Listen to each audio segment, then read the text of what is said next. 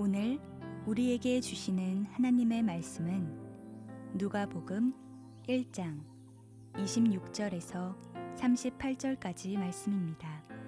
여섯째 달에 천사 가브리엘이 하나님의 보내심을 받아 갈릴리 나사렛이란 동네에 가서 다윗의 자손 요셉이라 하는 사람과 약혼한 처녀에게 이르니 그 처녀의 이름은 마리아라. 그에게 들어가 이르되 은혜를 받은 자여 평안할지어다. 주께서 너와 함께 하시도다 하니 처녀가 그 말을 듣고 놀라 이런 인사가 어찌함인가 생각하매 천사가 이르되 마리아여 무서워하지 말라. 내가 하나님께 은혜를 입었느니라. 보라, 내가 잉태하여 아들을 낳으리니 그 이름을 예수라 하라. 그가 큰 자가 되고 지극히 높으신 이의 아들이라 일컬어질 것이요 주 하나님께서 그 조상 다윗의 왕위를 그에게 주시리니 영원히 야곱의 집을 왕으로 다스리실 것이며 그 나라가 무궁하리라. 마리아가 천사에게 말하되 나는 남자를 알지 못하니 어찌 이 일이 있으리이까.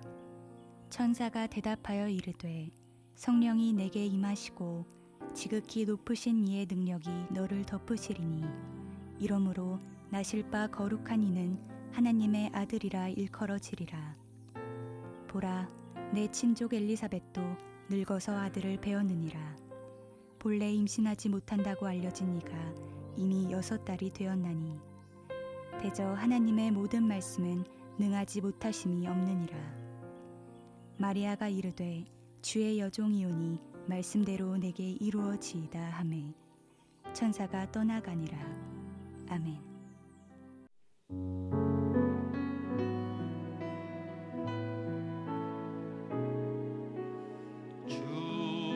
주여 말씀하소서.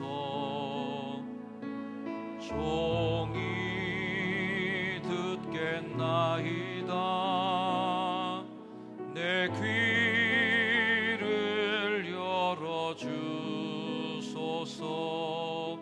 성령이여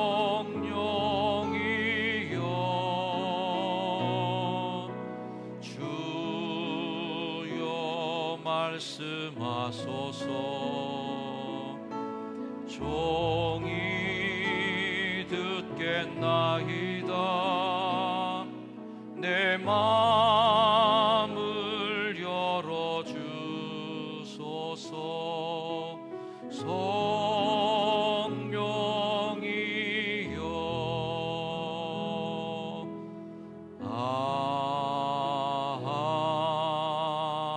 아멘.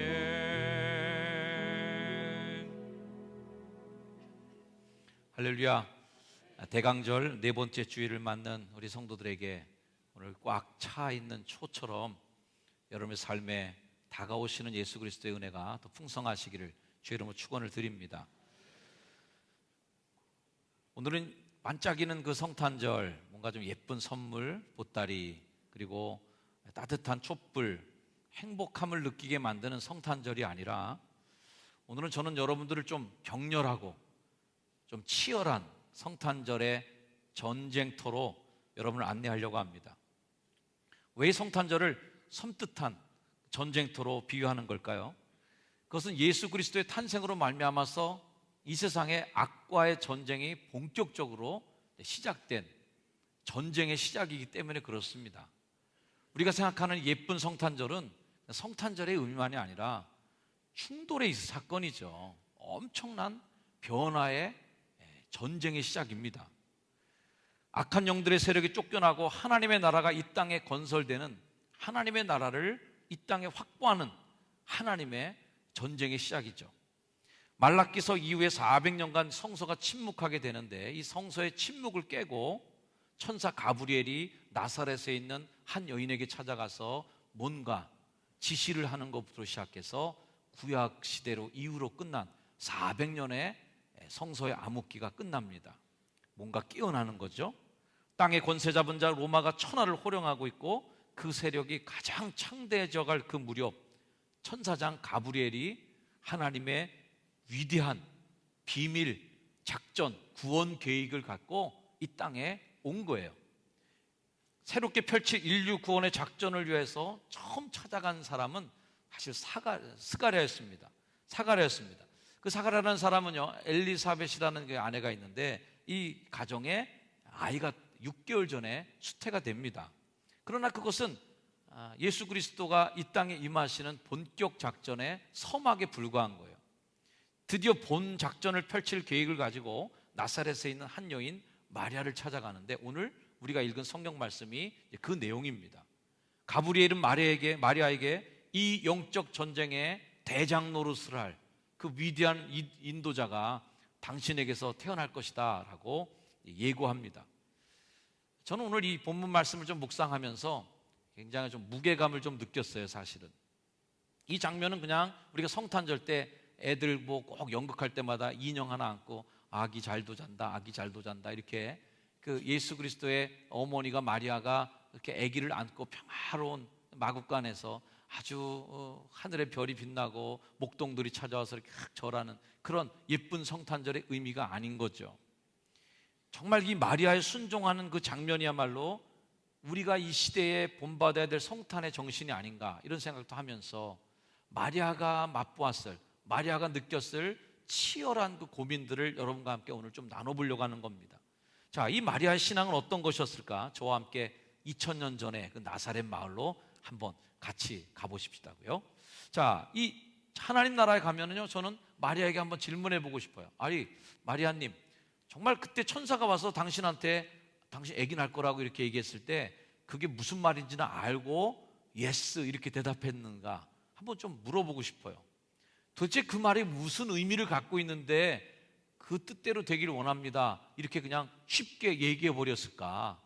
그 이후에 일어날 파장들, 그 이후에 있었을 자신의 인생의 어마어마한 문제들에 대해서 예상이나 했던 걸까?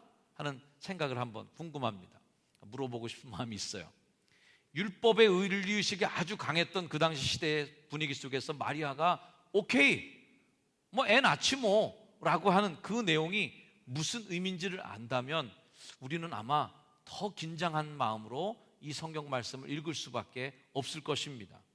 유대인의 정혼법을 잠깐 살펴본다면 유대의 관습에 의하면 결혼하기 1년 전에 약혼합니다. 1년 전에 약혼해서 결혼 전까지 기다리게 되는데 이 샴마 학파라의 그의 관습법에 따르면 이미 정혼함과 동시에 결혼한 거나 마찬가지예요. 그래서 정혼한 여인의 부정은 사형으로 처리합니다.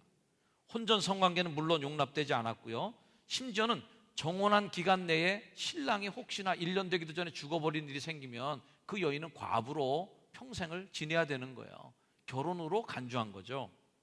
27절, 29절, 34절 등에서 이 마리아의 처녀성이 굉장히 강조되고 있는데요. 이러한 강조는 마리아에게 좀 더 정혼한 후에 결혼 전까지 정말 마리아가 조신한 정도 자신을 잘 보호하고 있었던 여인인 것을 강조해 주고 있는 말씀입니다. 요셉도 마리아가 임신한 소식을 듣고 가만히 끊고자 했다라는 성경 말씀을 기억하시죠? 저가 가만히 끊고자 돼. 요셉 대단히 인격자입니다. 그 당시에는 가만히 끊을 상황이 아닌 거죠. 이건 정혼한 여자가 아기를 뵀으면은 가만히 있을 일이 아니라 온 동네방네 들쑤셔갖고 난리를 치고 말이죠. 처갓집에 가서 행패도 부리고 그리고 그 여인을 돌로 쳐서도 죽일 수 있을 만한 어마어마한 사건이 발생한 거예요. 근데 요셉이 그 사실을 알고 가만히 끊고자 했다는 것은 그만한 마리아에 대한 배려 그리고 인격적인 모습을 보여주었다. 우리가 이렇게 생각해 볼 수가 있습니다. 아무튼 성경은 마리아가 영원토록 동정녀였다 이렇게 얘기하지 않습니다. 예수님의 형제 누이가 있고 동생들이 있었던 것을 보면 성경은 마리아가 처녀성을 끝까지 지니고 있었다는 걸 강조하는 게 아니라 지금 예수 그리스도를 탄생시킬 때에 마리아는 처녀의 몸으로 태어났다. 동정녀 탄생이라고 하는 것을 우리가 신앙으로 고백하는데 동정녀 탄생일 수밖에 없는 신학적인 많은 이유가 있어요. 그런 이유들은 나중에 얘기하기로 하고 오늘은 바로 이 마리아에게 좀 더 집중해 보려고 합니다. 이 처녀라는 말은 파르데논이라는 말인데 파르데노스, 이 미혼녀 또는 소녀라는 말을 의미합니다. 성경 외적인 문헌에도 보면 이 단어가 많이 쓰이는데 이 단어는 그냥 어떤 처녀만을 의미하는 건 사실 아니고 젊은 여자를 가리치는 통칭을 얘기하기도 합니다만은 전후 문맥을 다 살펴볼 때 34절 말씀에 나오는 마리아 자신의 고백으로 미뤄볼 때 내가 아직 남자를 알지 못하는데 어떻게 라고 하는 그 말을 미뤄볼 때 마리아의 처녀성을 성경 속에서 우리가 보게 되는 거죠. 자, 이 처녀 마리아에게 천사가 찾아와서 뭔가 작전 지시를 내리는 장면입니다. 하나님의 명령이 떨어지는데 이 마리아가 들었던 그 지시사항은 아주 야속하리만큼 일방적인 통고죠. 1장 31절 말씀이에요. 31절 말씀 어떤 말씀이 나오냐면 보라 내가 잉태하여 아들을 낳으리니 그 이름을 예수라 하라, 이런 겁니다. 잉태시켜도 될까요? 이렇게 물어본 것도 아니고 잉태하면 어떤 일이 생길지 예상 좀 해주시고 답변 좀 해주세요, 이런 얘기가 아니에요. 내가 잉태해야 될 거다, 그리고 애기 이름까지 미리 다 적어놨어. 벌써 태어날 애 이름은 예수다 라는 것까지 통보가 되는 거예요. 수태해도 될까요? 라고 물어보는 게 아닌 거죠. 여기에 굉장히 중요한 저는 의미를 좀 두고 오늘 말씀을 전하려고 합니다. 하나님의 명령은 굉장히 일방통행적이었어요. 수태할 것을 아직 결정하기도 전인데 이미 수태한 이후에 아기를 낳을 것인데 그 애 이름은 예수라고 부를 것까지 다 이미 계획이 나와 버렸어요. 계획이 나온 상태에서 마리아가 그 일을 해내야 될 사람인데 해내야 될 사람의 의사는 전혀 묻지 않고 그냥 일방 통보가 내려온 거예요. 여러분 어떻게 생각하십니까? 여러분에게 만일 이런 일이 생겼다 그러면 대단히 분노를 느낄 수도 있으라고 생각합니다. 집사님, 내년에 속장이 됐어. 그 속회 이름은 몇 교구 몇 셀이래. 그러면 그 속장님, 그 집사님 어떻게 생각했어요? 나한테 아무도 안 물어봤는데 교회에서 지난 금요일날 발표했어. 그러면 여러분 어떻게 생각하실 것 같아요? 당장 사무실을 전화하겠죠. 사무실을 전화하든지 저한테 전화하든지 전도사님이 전화해서 아마 어마어마하게 거친 말을 퍼부었을 수도 있습니다. 전사님, 어떻게 나한테 물어보지도 않고 이렇게 결정할 수가 있어요? 뭐 이렇게 굉장히 화가 날 상황이 되는 거죠. 권사님, 무슨 사역 좀 자리를 맡아주세요. 이렇게 부탁해도 지금 들어줄까 말까 하는데 당회 때 발표한 거 보니까 이미 발표가 됐어. 아무개 권사님, 아무개 선교회장 발표났어요. 난 알지도 못해. 그럼 여러분 어떻게 생각하겠어요? 화가 머리끝까지 나겠죠? 아마 별 얘기가 다 나올 거야. 교회 떠난다부터 시작해서 교회를 발칵 뒤집어 놓겠다부터 시작해서 목사님 못 믿겠습니다, 여러 가지 말이 나올 겁니다. 이 상황이 그런 상황이라는 거예요. 의사를 묻지 않았어요. 마리아에게 딱 나타나서 천사가 하는 말이 네가 아기를 낳을 거다, 애 이름은 예수야, 끝, 간다, 이거예요. 지금 여러분 이 상황이 여러분들이 뭐 1년간 선교회장 맡고 뭐 봉사직 하나 맡는 정도겠습니까? 인생을 망치는 선택이 놓여져 있는데도 묻지 않고 따지지도 않고 통보가 온 거예요. 상상이 되시죠? 어떤 상황인지. 때론 이런 하나님의 일에 우리가 서운할 때가 참 많이 있습니다. 하나님 좀 물어보시면 좋을 것 같은데 안 물어보시고 진행할 때가 있어요. 사역의 자리, 봉사의 자리, 섬김의 자리에서 때론 우리의 의사가 무시되고 하나님이 내게 강제적으로 다가올 때가 있습니다. 자, 이 상황은 왜 그럴까요? 이 교회는, 그리고 우리가 처한 이 세상에 크리스찬으로 살아간다는 개념 속에는 영적 전쟁의 전쟁터라는 걸 알으셔야 됩니다. 제가 설교 서두에 왜 예쁘고 아름다운 반짝이는 성탄절이 아니라 전쟁터로 여러분을 인도한다는 얘기를 했는지 이제 아시겠습니까? 지금 마리아는 전쟁의 수행자로서 작전 명령을 수행할 수 있는 위대한 전략적 그런 어떤 요충적인 사람으로 선택받고 지금 부름받은 상황이에요. 그 상황에서 어떻게 해야 될까요? 명령이 떨어져야 되는 거죠. 그리고 그 명령에 순종이 필요한 겁니다. 요즘 군인들 많이 연약하다고 걱정들 많이 하는데 정말 걱정이긴 걱정이에요. 요즘 군인들은 아마 돌격 명령을 내려면 카톡으로 문자를 보내야 돌격이 될 것 같아요. 구두로 명령을 내리면 안 되고 카톡으로, 아니면은 동의를 구해야죠. 5분 후에 돌격을 하려고 그러는데 해도 될까요? 우리 사병님들, 소대장님 귀찮아요, 우리 안 해. 그러면 그럼 좀 이따 할까? 미안해, 내가 너무 급히 얘기했나 봐. 걱정되는 상황이죠. 여러분, 이 교회는 어떤 곳인지 아십니까? 이 교회는 전쟁터입니다. 영적 전쟁에 군사로 부름받았다는 걸 우리가 기억해야 돼요. 한 해 동안 많은 사역을 수고하신 분들도 있고 또 그 사역에 임용되기도 하고 여러 가지 사역의 자리에 배치되는 때입니다. 저는 성탄절을 생각하면서 이 마리아의 순종도 한번 생각하면서 오늘 우리가 겪는 그 때도 한번 생각해 봤어요. 과연 우리 교회에 이런 마리아의 순종이 필요한 때구나. 정말 명령이 떨어질 때 어떻게 우리가 반응할지를 생각해 봐야 되는 때구나라는 거죠. 이 교회는 후방의 병원이 아니라는 거죠. 우리 성도들의 인식이 바뀌어도 참 많이 바뀌어야 될 것이, 교회에 와서 배려받기를 원하는 것도 사실은 배려해드리겠지만, 그렇다고 배려를 안 하는 건 아니겠지만 배려받으려고 하는 것도 생각 좀 바꾸셔야 됩니다. 여러분, 전쟁터에서 배려받고 있는 사람은 전쟁의 짐이에요. 명령의 수행자들이 전쟁을 치르는 거지, 소대장이 배려해주고 중대장이 배려해주고 삐질까봐 그래서 아유 저 사병이 저거 돌격명령 잘못 내렸다가 쟤 삐져서 집에 간다면 어떡하냐, 아유 어떡하지 이거 전쟁의 짐이에요. 지금도 교회가 개척되고 선교 초기의 역사 속에 일어났던 많은 기적들이 선교지에서 일어나고 있습니다. 한국교회에 그런 기적들이 많이 줄어가고 있다는 이유 중에 하나는 뭘까요? 우리가 이미 전선을 포기했다. 우리가 전쟁터인 것을 포기하는 성도들이 많이 늘어났다. 전쟁을 포기한 성도들이 늘어날수록 기적은 점점 더 없어지겠죠. 왜? 이집트에 살던 이스라엘 백성들한테는 아무런 기적이 필요 없었어요. 그러나 광야로 나오는 그 순간부터 하나님 엄청 바빠지는 거 아시죠? 매일 만나 떨어뜨려야죠. 막 밤에 불기둥 막 지피셔야죠. 낮에 막 구름기둥 덮어주셔야죠. 물 없는 땅 건너갈 때 막 바위를 터뜨려서 물 막 대줘야죠. 막 쓴물 단물로 바꾸고 바쁘십니다. 아주 매일매일 바쁘셔요. 왜? 하나님 믿고 뛰쳐나왔으니까 책임져 주셔야 돼요. 하나님. 이집트에서 고깃가마 옆에서 고기 구워 먹고 앉아있고 계속 쟁겨놓은 음식 먹고 앉아있을 때는 하나님이 일하실 일이 없어요. 그냥 거기서 자기가 번 거 자기가 먹고 살면 된다 이거지. 광야로 나오는 순간부터 하나님이 일하기 시작하셨다는 걸 기억하셔야 돼요. 후방의 후송병원에는 그런 일들이 전체 일어나지 않습니다. 왜? 후방의 후송병원에는 이런 얘기들이 많죠. 내 상처 좀 봐주세요. 나 좀 싸매주세요.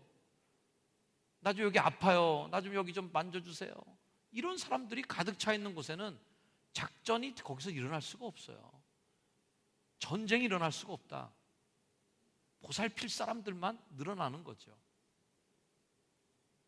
예수님이 탄생하신다고 하는 그 선포의 그 명령은 구원 사역을 시작하는 선전포고, 악한 세력과 영적 전쟁을 시작하는 엄청난 선전포고의 시작인 겁니다. 가브리엘이 와서 예수라고 하는 아이가 너에게 날 것이다라는 것은 이제 전쟁의 시작이다라는 거예요. 이 전쟁의 수행을 누가 할 것인가 할 때 마리아에게 네가 그 일을 해낼 수 있겠느냐? 라는 선사의 요청이 바로 너가 아기를 낳을 것이니 그 아기의 이름을 예수라 하라 하는 그 의미 있는 거죠. 이 여인의 삶을 송두린 채 흔들어 버리는 이 엄청난 선언을 들은 마리아의 그 느낌은 어땠을까라는 거예요. 마리아에게는 두 가지 선택이 남아있을 겁니다.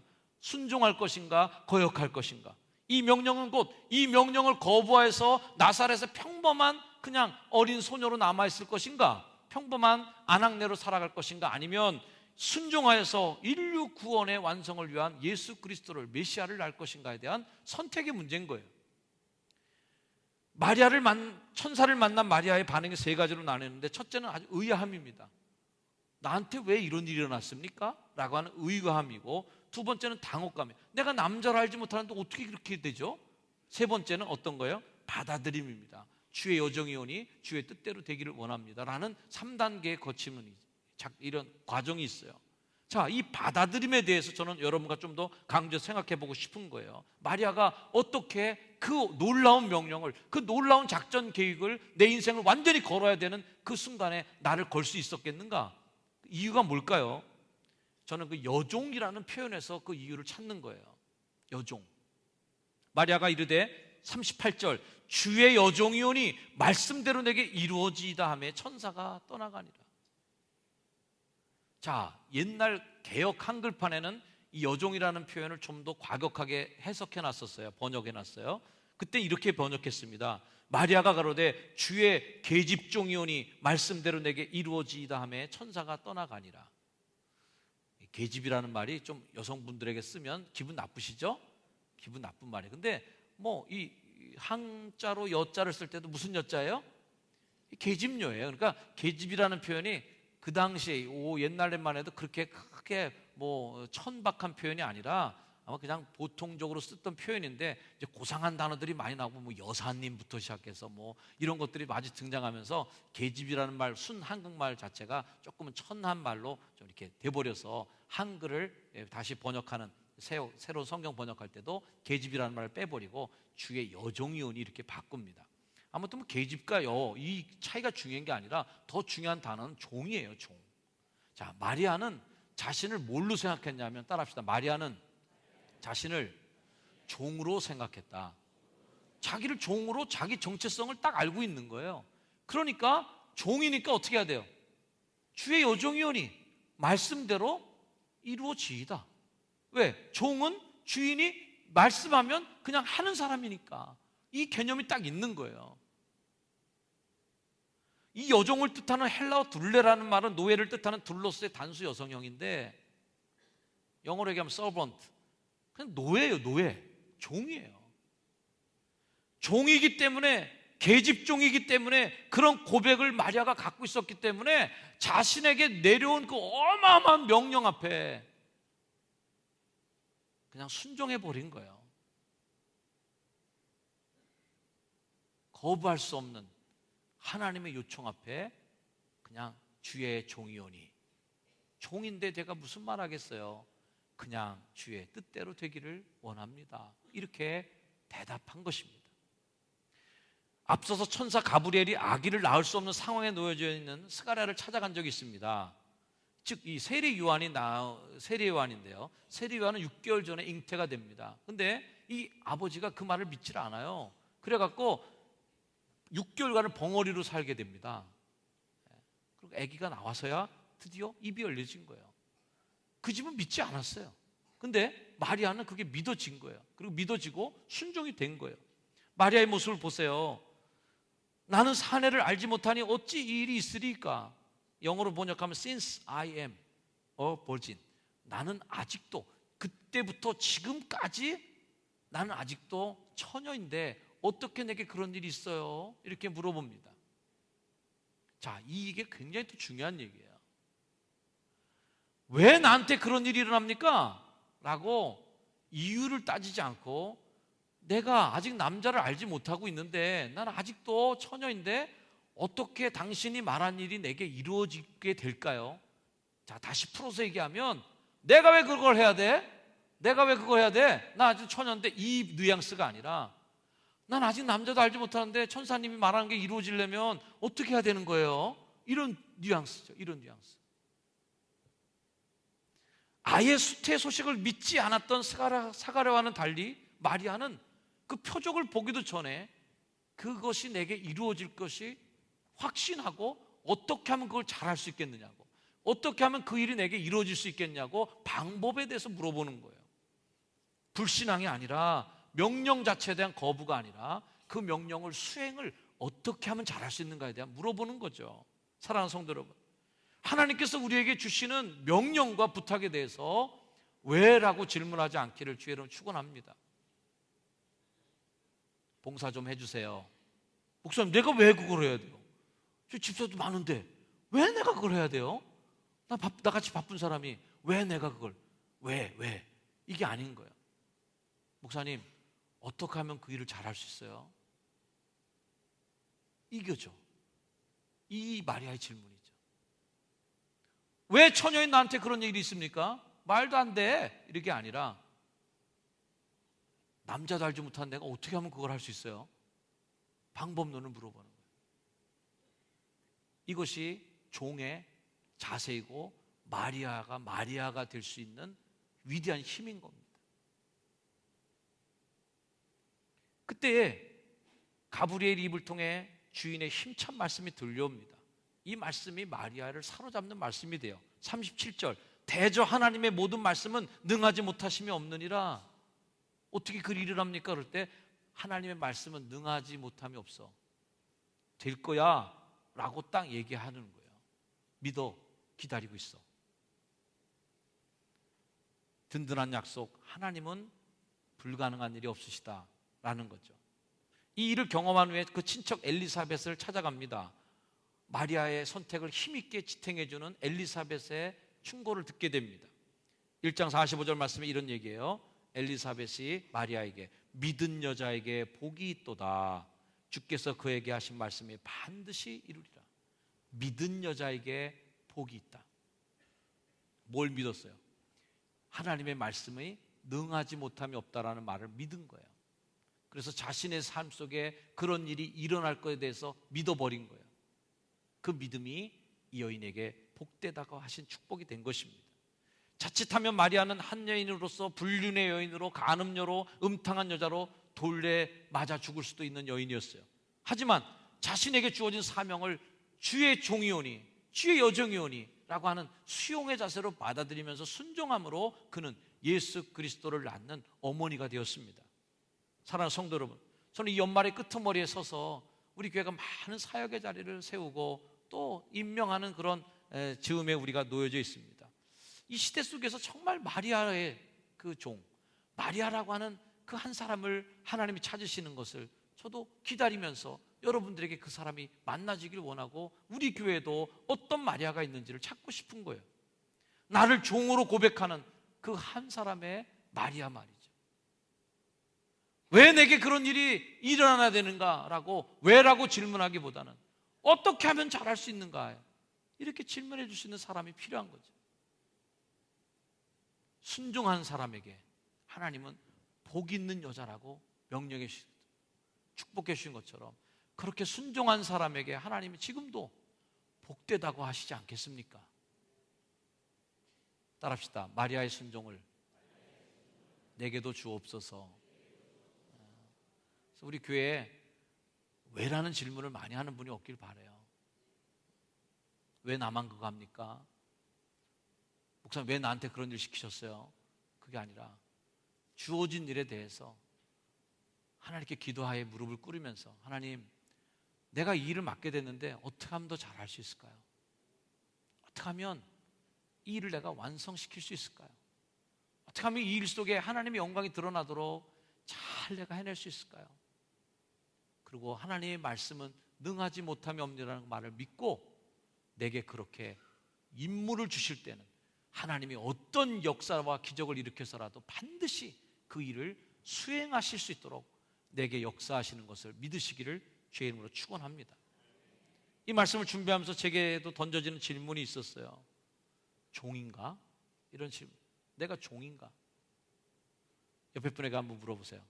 종입니까? 다시 한번 물어봐 주세요. 종님이십니까? 많은 분들이 교회 와서 종이 아니라 종님이 되고 싶어 하세요. 종님한테 허락받고 하라 이거죠. 종님의 기분을 살피면서 하나님 일 좀 하세요. 종님 기분 나빠요. 종님이 거부합니다. 나한테 허락받고 그런 일 하지 마세요. 종님이 되길 원합니다. 따라합시다. 우리는 종님이 아니라 종놈입니다. 종은 죄송합니다. 험한 말씀, 싼것이에요. 종은 상스러워야 종이 제대로 준 종입니다. 종이 부담스러우면 어떻게 천사가 글을 쓸 수 있겠어요? 종이 거북하면 어떻게 하나님이 글을 사용하셔서 하나님의 일을 맡기실 수 있겠어요? 종은 와서 오다를 내리는 겁니다. 아기를 낳을 것이니 그 이름을 예수라고 불러라. 끝. 됐지? 작전 명령 하달. 예. 종이 오니 그 뜻대로 되기를 원합니다. 알았어, 이만. 그리고 가는 거예요. 그 순종을 통해서 예수 그리스도의 탄생이 우리에게 온 것이단 말이에요. 우리가 종인지 종님으로 살고 있는지 한번 깨닫고 묵상하는 시간이 되기를 바랍니다. 잠시 기도하겠습니다. 잠시 묵상하면서 하나님, 나는 하나님께서 나를 부르셔서 주의 종 삼아 주셨는데 하나님의 명령과 하나님의 작전 수행 능력에 의문을 표하면서 내가 왜 그걸 해야 됩니까? 왜 나에게 그런 일 시킵니까? 이렇게 질문하고 있는 종님은 아니신지, 주의 여정이오니 주의 말씀대로 되기를 원하나이다. 순종하는 종인지 우리 자신을 한번 생각해 보면서 마리아의 순종의 모습을 한번 되새기는 이 시간 되기를 바랍니다. 우리 함께 잠시 묵상하며 기도하겠습니다.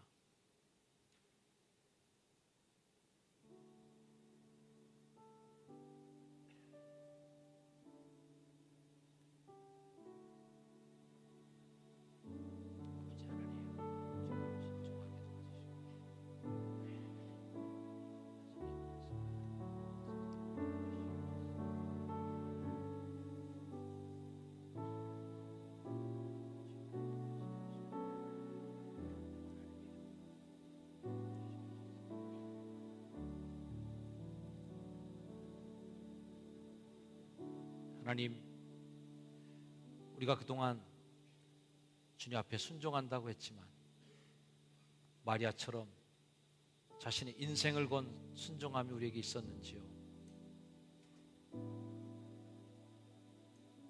나의 존재를 흔들어 버릴 수도 있는, 내 미래마저도 다 망쳐버릴 수밖에 없는 그런 위기감 속에서 선택했던 마리아의 순종과 수태고지를 받아들였던 마리아의 겸허한 순종을 우리가 배우기를 원합니다.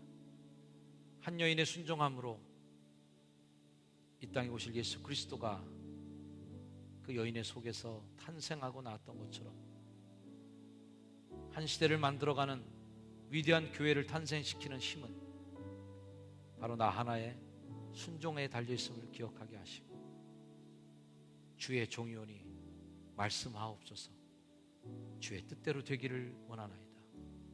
그렇게 순종의 본을 보이는 효성중앙교회 귀한 주의 성도들이 되게 하셔서 하나님이 누군가를 쓰고자 두리번거리실 때 우리 효성중앙교회 눈길이 늘 머물게 해주시옵소서.